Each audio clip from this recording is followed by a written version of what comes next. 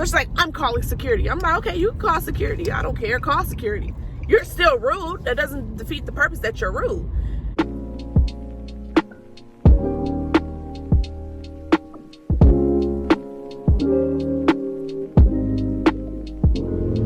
Hello guys, welcome back to my channel. Thank you guys for tuning in. Thank you guys for watching. Thank you guys for minding your business, because I was minding mine and you were minding yours, and you came back to see what I had to talk about. Due to me having such a bad experience, everyone wants a part 2, because everyone wants to know like how I was treated and how I felt during my first 48 hours.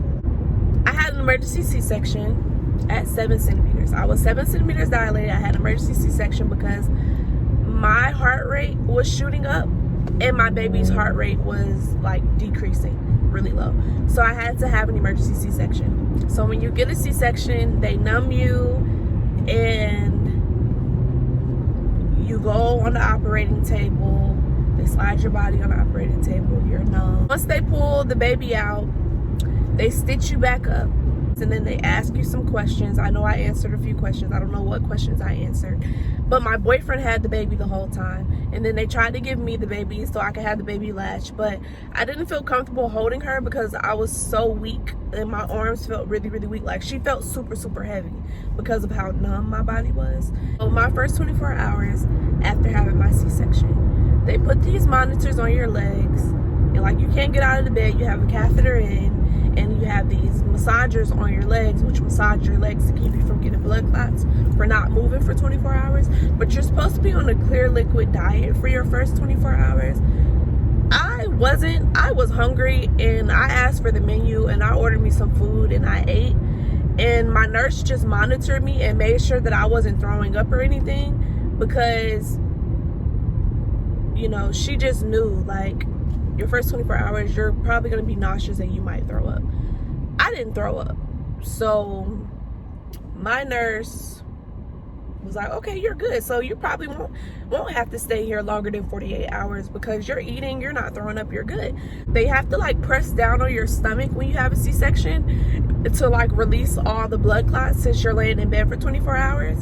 And then like once they release all the blood clots and stuff, you have to like be using the bathroom, and you have to be like passing gas and stuff like that in order to be released, to make sure that your bowels and everything sounds good.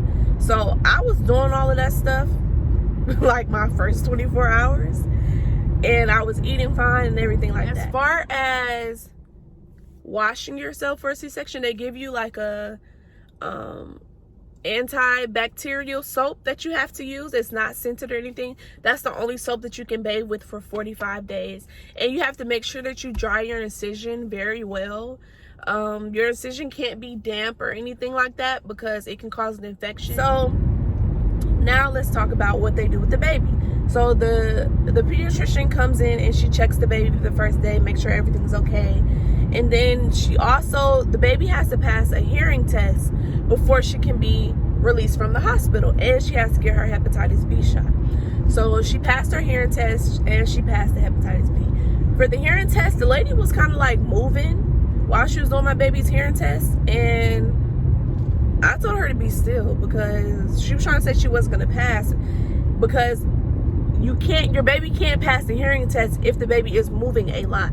The baby has to be very still, and my daughter was being very still. So yeah, I needed her to stay still so my baby could pass her hearing test. In the hospital, they also tell you to wake your baby up every 2 hours to feed. I did not wake my baby up every 2 hours to feed. I let her sleep for as long as she wanted to, and then when she woke up, I fed her and then burped her, changed her, put her back to sleep. And they also didn't have to wait for my baby to have a bowel movement, because you know sometimes you can't be released from the hospital until your baby has a bowel movement. But she had a bowel movement right when she came out, and she was pooping the whole time that we were there. And then the next day that I was supposed to be getting released from the hospital, this is where everything just goes left. The nurses there were just very rude. Okay, they were rude the whole time. They were trying to imply that my boyfriend wasn't interacting with the baby and was trying to like, oh yeah, you should get the baby. And I'm just like, really? He's fine. Like, leave him alone. it's his first kid, it's my first kid. Like, we're just figuring it out, and we're gonna do what works for us. So the next day, I was extremely hot in the hospital the whole time. So I had to call maintenance, like have to call my nurse and have them call maintenance to have maintenance like turn the air down, because I was hot, and when I get extremely hot, I will pass out. I didn't want to pass out, so I kept having them turn down the air. So the next morning, I've switched rooms. My pediatrician comes in, and she's like, oh my God, it's so cold in here. And I'm like, yeah, I know, like, I get hot, I'll pass out. And she cuts me off, and she's like, it doesn't matter about how you're feeling. If your baby gets too cold or she gets too hot, she's gonna get sick, and then that's gonna be very bad for you. So I'm trying to explain to her, like, during my pregnancy, I get hot. It doesn't matter. I had 2 C-sections, and I just make sure I had me a portable fan. So you need to care about your baby. So she cuts me off mid-sentence and tells the nurse that was in there to check my baby and check her temperature and stuff. And I'm like, what? She's good. Like, you don't understand. Like, she's good. I'm the one that's hot. She's swaddled up with a blanket. Then she's like, then she has a soft blanket on top of her. Like, nothing is wrong with her. She's perfectly fine. So the nurse was like, she checks her, and she cuts me off again. And I told her, like, you're rude. Not to mention my morning nurse that was there, she, like, for some reason, I didn't like her, for one, because she changed my baby without my permission. And then she kept trying to tell me that my baby was hungry. And I'm like, I know she isn't hungry because she just drank a whole bottle less than 30 minutes ago. I was just waking up, so I couldn't remember the time to tell the nurse when. And then her pediatrician came in, so I had a lot going on. So I tried to tell her, like, she just ate, like, she's good. So when the pediatrician walks out, I told her, like, you're rude. And she's like, excuse me? I was like, you're rude. So she's like, I'm calling security. I'm like, okay, you can call security. I don't care. Call security. You're still rude. That doesn't defeat the purpose that you're rude. So I was like, whatever. So the charge nurse ends up coming in, and then I turn around and see my nurse, my new morning nurse, she's feeding my baby.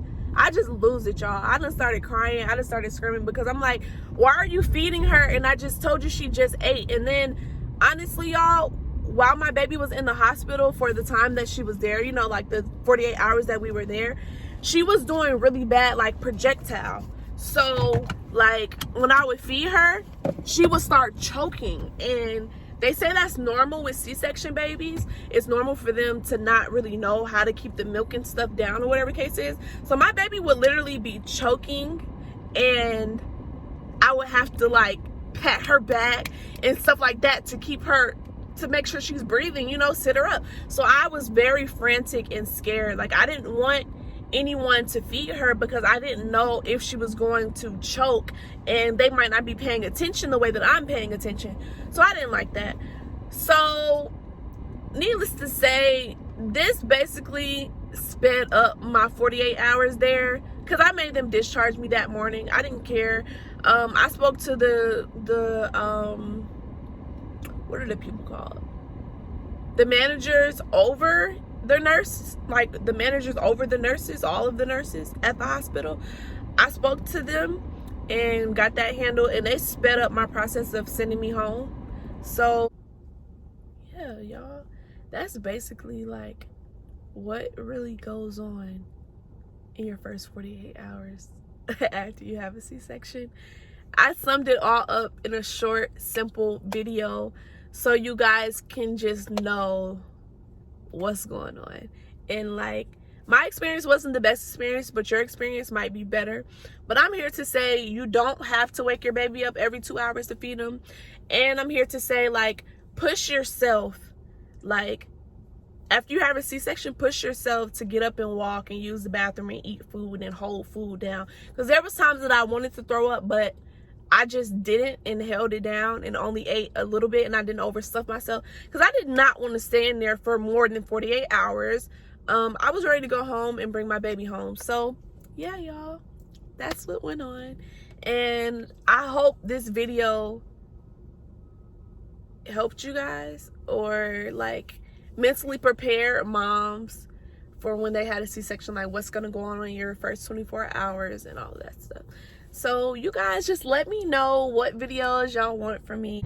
Thank you guys for watching. Thank you guys for tuning in. And once again, don't worry about me, worry about you, because I got me and you got you. And that's just what with that on that. We can be motherfucker. Period.